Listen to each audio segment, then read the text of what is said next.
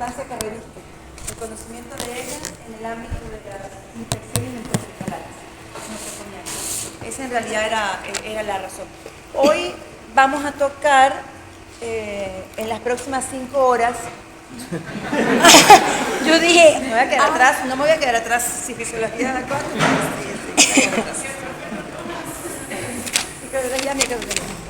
No, vamos a tratar de verdad, muchachos, uno de los temas más bonitos de ver en el área de microbiología, que es Mycobacterias.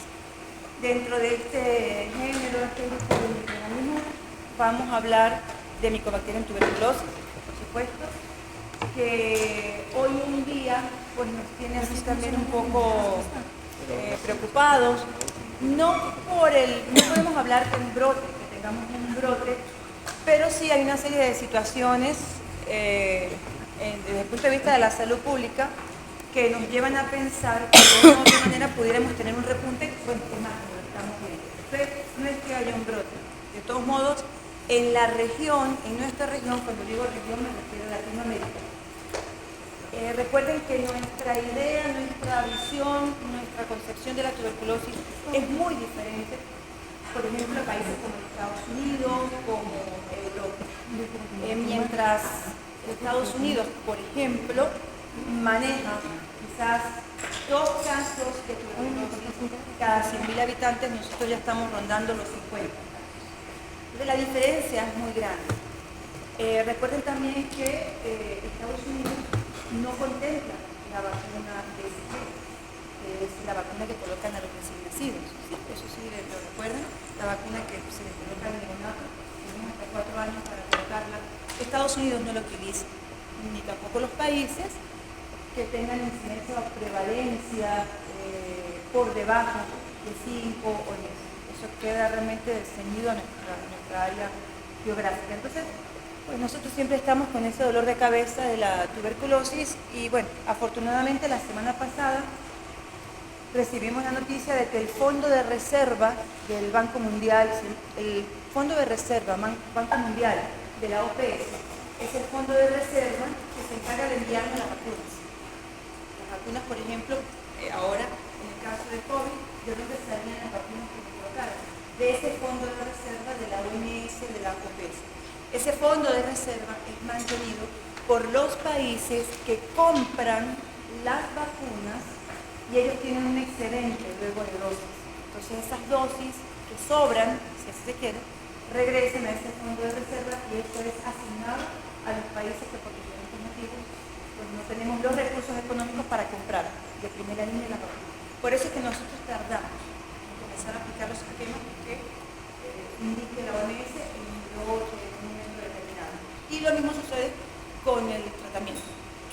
Para los pacientes HIV y para los pacientes con tuberculosis, la semana pasada ese fondo de reserva respondió y nos enviarán un lote importante, significativo de tratamiento para pacientes HIV y para pacientes con tuberculosis. Eso es una gran noticia y bueno, esperemos que la próxima semana se haga realidad.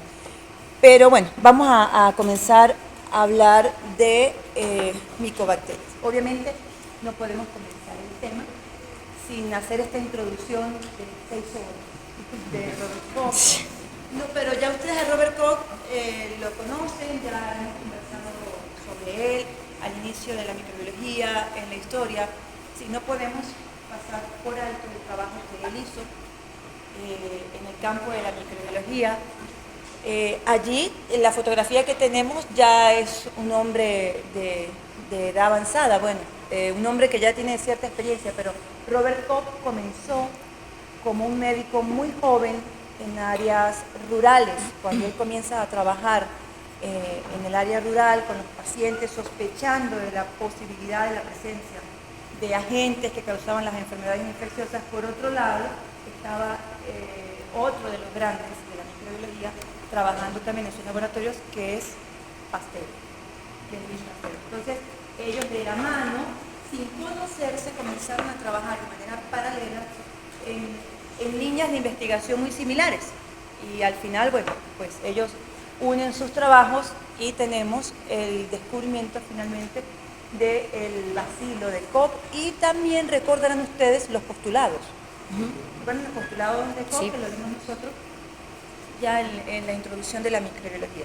Bueno, gracias a esos postulados de Robert Koch es que nosotros podemos comprender lo que es el mecanismo de patogenicidad o etiopatogenia de un agente infeccioso determinado, porque simplemente lo que tenemos que hacer es seguir los pasos que nos sugirió Robert Koch, sustituyendo el agente infeccioso. Entonces, a este señor le debemos la maravilla de haber identificado el agente infeccioso que durante mucho tiempo en Europa diezmaba la población.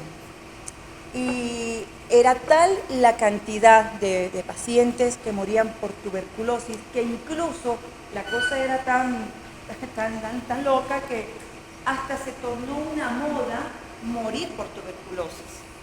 No gente de alta alcurnia, gente de la realeza enfermaba de tuberculosis, se retiraban a estancias y las familias, como una moda, seguían al enfermo y prácticamente pues para ellos estaba bien morir de tuberculosis porque era una enfermedad que si bien en principio afectaba a la población vulnerable, desnutrida, luego se tornó en una enfermedad que afectaba a músicos, a compositores, a pintores, y eso está descrito así en las artes. De hecho, por ahí tengo unas fotografías para mostrarles. Bueno, hablemos un poquito de los aspectos morfofisiológicos. El género Mycobacterium es un género especial, comparte las características propias que hemos venido trabajando a lo largo de estas semanas de los bacilos gram negativos, pero aquí lo vamos a acercar un poquito más por su estructura hacia los bacilos gram positivos. Tiene peptidoglicano, pero la particularidad más importante que tiene es la presencia de los ácidos micóticos. Comencemos a hablar un poquito de él, fíjense. Pertenece al orden actinomicetales. Dentro de los actinomicetales, ¿a quién recuerdan ustedes? Ya lo vimos.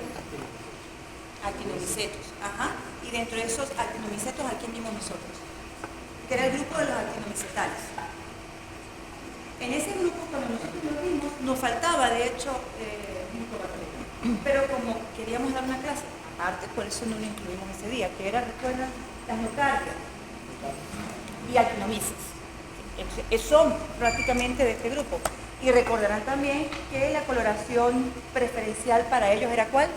Ziehl-Neelsen. Sí. Ellos se trabajan con la coloración de Ziehl-Neelsen. ¿Por qué? Por la presencia de los ácidos micóticos. El caso de Mycobacterium, fíjense, es una bacteria aerobia, inmóvil, no tiene esporas, no lo coloco allí, pero sí se describe una cápsula que pudiera hacer las veces en un mecanismo de evasión de la respuesta inmunológica. Pero es que esa cápsula es parte de todo ese componente de fosfolípidos, de lípidos, de glucolípidos que encontramos sobre la superficie de Mycobacterium. Algo interesante, está dispuesto en filamentos ramificados. Eso también entonces nos recuerda a nocardia y actinomices, que de hecho no eran bacilos como tal, recuerdan, eran como una cantidad de filamentos en el campo. Eso es el aspecto que da como hilos entretejidos. Y no es un bacilo per se, ¿no? De hecho aquí en la imagen no se ve muy bien, pero fíjense, ellos forman estos conglomerados y estos conglomerados también se deben a un factor de virulencia, que lo vamos a ver ahora, que también está presente en nocardia, que es el factor cordón, que es lo que le permite la adherencia y dar ese aspecto de aglomeración. Fíjense, la pared celular similar, ya se los comenté, a los gram positivos, pero aquí tenemos la particularidad de los lipoarabinomananos.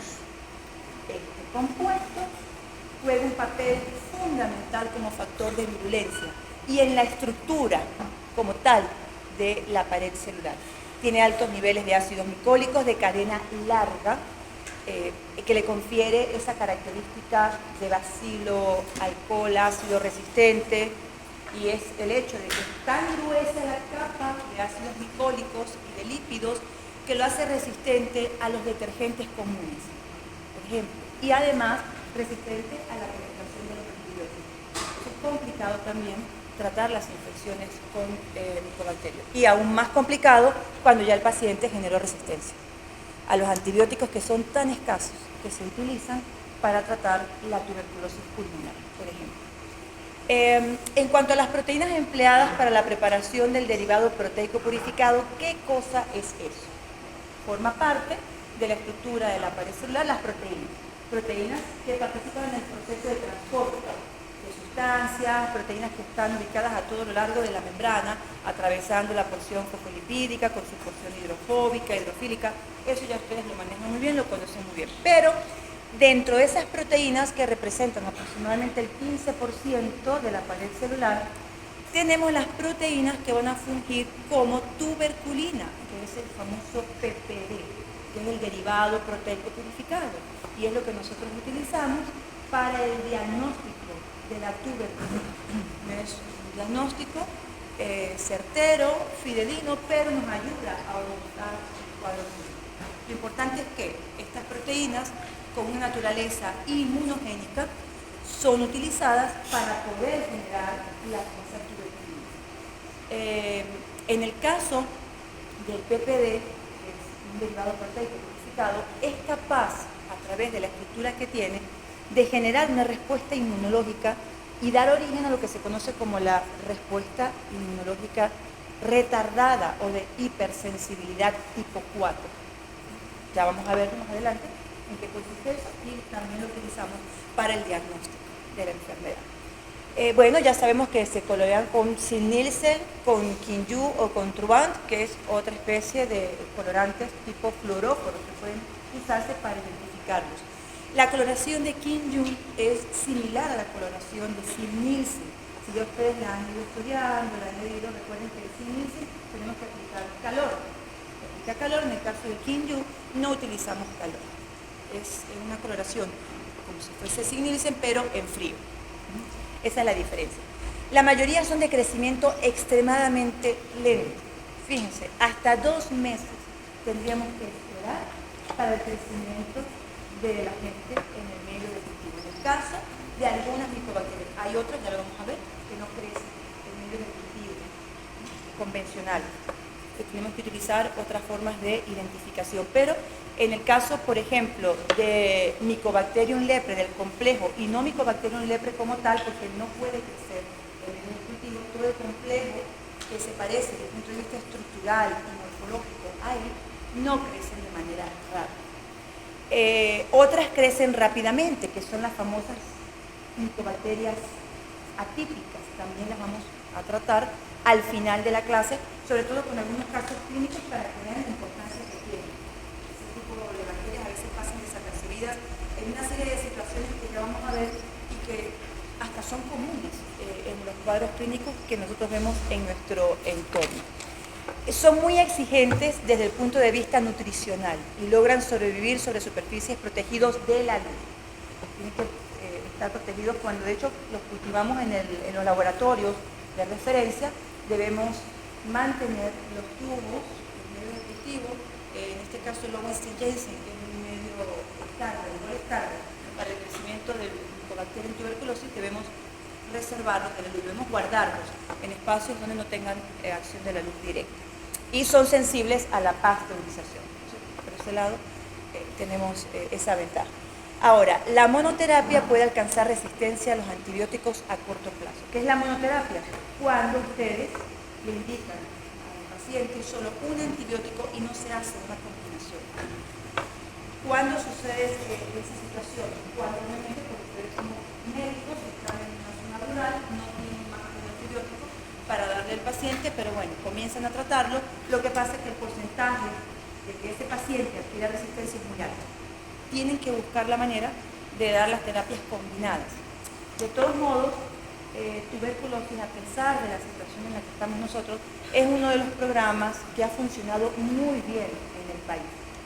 Y aquí se tiene la premisa realmente de cumplir a través de las oficinas encargadas del seguimiento de las enfermedades infecciosas respiratorias, de dar el tratamiento al paciente bajo control. En el programa de tuberculosis,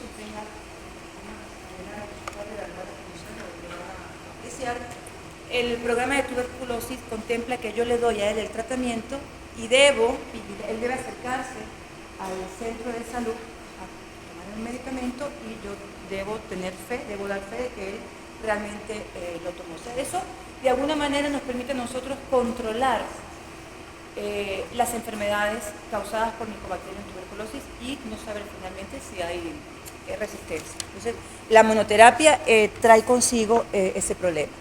Aquí está la estructura que ya ustedes también deben conocer, ya se están familiarizando, de la pared celular de las micobacterias. Fíjense la gran cantidad de ácidos micólicos que tiene, esta estructura que está aquí, todo esto son los ácidos micólicos. Aquí está el LAM, el lipoarabinomanano, que juega un papel esencial en el caso de factor de virulencia, y tenemos también pues los peptidoglicanos. Esta estructura de peptidoglicanos que está aquí la hace similar a las bacterias gram positivas. Y desde el punto de vista de accionar algunos elementos de la respuesta inmunológica, por ejemplo, utilizando manóxido, fosfatidil inositol, pareciera fungir como una especie de lipopolisacárido. O sea que eso me lo hace ver a mí como una endotoxina más hacia las bacterias gram-negativas. Pero estructuralmente podemos asociarla más hacia los bacilos gram positivos. Y aquí tenemos los géneros que vamos a tratar hoy en la tarde. Cuando ustedes estudien en la literatura, en los libros de microbiología, van a encontrar una lista muy amplia de especies del género Mycobacterium. Se reconocen actualmente aproximadamente 170 especies. De toda esa lista de especies, estas son con las que nos encontramos frecuentemente en el campo clínico. Por supuesto, Mycobacterium tuberculosis, Mycobacterium lepre, que tienen como reservorios fundamentales al humano. Y en el caso de Mycobacterium tuberculosis, produce la tuberculosis pulmonar y diseminada, que es la tuberculosis miliar, no solamente pulmonar. Mycobacterium lepre, la lepra, que conocemos, y hay otro grupo, ellos son de crecimiento lento, en el caso de tuberculosis. Recuerden, Mycobacterium lepre, eso vamos a estar insistiendo toda la clase, no se cultiva, no tenemos medios de cultivo. La única forma de mantener a Mycobacterium lepre es utilizar modelos animales, específicamente modelos murinos o mamíferos del género de Dasypus, que es el famoso mexicano, ¿sí? Armadillo, que utilizaba Jacinto Convic para generar las vacunas y mantenerlo en crecimiento. Y luego tenemos las de crecimiento rápido, que están aquí, Mycobacterium abscessus, Mycobacterium chelonae, que junto con Fortuitum y Mycobacterium kansasi están asociados a infecciones generadas durante procedimientos estéticos. Eso es el riesgo más grande que tenemos en ese. Procedimientos estéticos, procedimientos de estética. Cuando nos acercamos a un cosmiatra a hacer cualquier tipo de procedimiento estético, sobre todo esto de mesoterapia, ¿saben? Esos son los casos que vamos a ver al final, que les voy a mostrar. Nosotros en el laboratorio de salud pública, en el laboratorio de microbiología, trabajamos con 2 casos de 2 pacientes en el año 2013, infectadas durante un proceso de mesoterapia. Una de ellas por aplicación de lo que se conocen hoy en día como las ampollas de alcachofa, que se utilizan como anticelulítico, alcachofa y centella asiática. Eso es lo que reportaba la paciente, las ampollas que se compraban y la utilizaban para inyectársela en la zona abdominal. La otra paciente, esa fue aquí en Mérida, en un gimnasio aquí en la ciudad de Mérida. La otra paciente era del vigía y refirió también una infección, pero en ese caso era porque el agua que utilizaban para la limpieza del material, que a su vez iban a usar para aplicar la mesoterapia, era agua común y corriente, no era agua destilada, no era agua ni siquiera esterilizada, ni destilada, ni esterilizada, nada. Entonces, fíjense que aquí tenemos como fuentes de, fíjense, aquí está, fuentes, agua, aves, por supuesto, animales, tierra, humanos, pero el agua era un factor común y logramos aislar a partir del agua el microorganismo. Y en el caso de la otra paciente logramos aislar a partir de una de las ampollas que recuperamos al microorganismo. Mycobacterium tuberculosis. Entonces, en 1882 lo identifica Robert Koch. Es el agente etiológico de la tuberculosis. Algunas características importantes: inmóvil, ya lo dijimos, aerobio facultativo, crecimiento lento, de 4 a 6 semanas tengo que esperar para yo poder ver el positivo, un resultado, la temperatura óptima 37 grados centígrados y SPH neutro. Algunos tips importantes de Mycobacterium. Crecimiento en ramificaciones formando los famosos clumps. Esos clumps son estas aglomeraciones que se forman del microorganismo. Altamente adaptativo y puede sobrevivir en condiciones de estrés y nutrientes limitados. A pesar de que es exigente para los nutrientes, si se los limitamos durante cierto tiempo, puede sobrevivir. Utilización de ácidos grasos como fuente de carbono y energía, fuente de ATP. Mycobacterium tuberculosis es capaz de producir lípidos de cera que forman una capa protectora y es esa capa tipo cápsula que nosotros ya hemos hablado hace unos minutos atrás, que le confieren resistencia. ¿Resistencia a qué? A la respuesta inmunológica y resistencia a las condiciones que se encuentran en el medio ambiente. Resistencia física. La bacteria puede entrar en un estado de latencia y eso es lo que pasa con la mayoría de los pacientes en los cuales vemos una reactivación de la tuberculosis, donde permanece inactiva dentro de las células del hospedador, lo que le permite evadir el sistema inmunológico y persistir durante años. En escenarios como el de nosotros, y les puedo decir que quizás, y a lo mejor hasta me quedo corta, en un 60%, 70% de la población, quizás ya estuvimos en contacto con Mycobacterium tuberculosis y estamos nosotros albergando el microorganismo, pero siempre y cuando estemos en condiciones nutricionales, en un estatus inmunológico óptimo, tenemos limitado, tenemos a raya el microorganismo. ¿Por qué? Porque en ningún momento presentamos ningún tipo de sintomatología clínica. Obviamente, bien, bajo determinada situación presenta clínica y le damos tratamiento, obviamente vamos a eliminar a Mycobacterium tuberculosis. Pero habrá quienes estamos caminando por la vida, no hay ningún problema, y yo tengo mi Mycobacterium, siempre y cuando no haya una inmunosupresión. Entre el 60-70% de la población en la región latinoamericana, a lo mejor estuvimos en contacto con Mycobacterium tuberculosis y aquí el germen. Es un germen que es altamente contagioso, infectante. De hecho, si, por ejemplo, a ver qué les puedo decir, si nos sentamos, si me estoy sentado aquí y el compañero tiene tuberculosis y tose, yo rápidamente voy a adquirir el agente infeccioso, rápidamente me voy a infectar, me voy a contaminar. Como le digo, todo depende del estado nutricional y inmunológico de cada individuo, pero es altamente contagioso. Y bueno, y eso es lo que nosotros vemos en nuestro ambiente, en nuestro medio.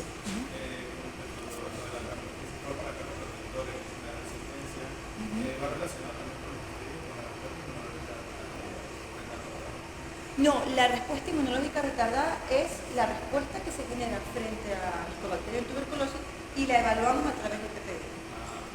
El PPD, que es la prueba de la tuberculina, es la prueba que ustedes le van a hacer a los pacientes para ver si están en contacto, si estuvieron en contacto con la enfermedad. Sí, porque recuerden que todos nosotros, si en este momento nos hacemos el PPD, probablemente lo tengamos positivo. Entonces, yo no sé si realmente fue porque estamos vacunados para la BCG, pero también tenemos que tener en cuenta que la BCG no protege para la tuberculosis artificial.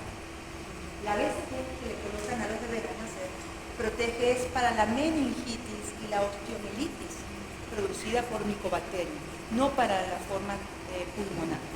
Entonces, vamos a ser positivos al PPD porque estamos vacunados o vamos a ser positivos al PPD porque estamos en contacto o estuvimos en contacto con el germen.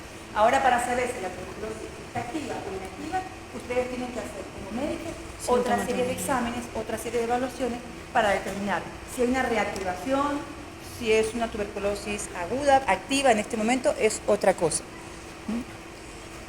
Desde el punto de vista de la epidemiología, fíjense, datos recientes, lo más reciente que podemos compartir Venezuela con la Organización Mundial de la Salud, con la OPS, es saber que en el 2022 la tuberculosis se convirtió en la segunda enfermedad infecciosa que más muertes causó en todo el mundo después de COVID.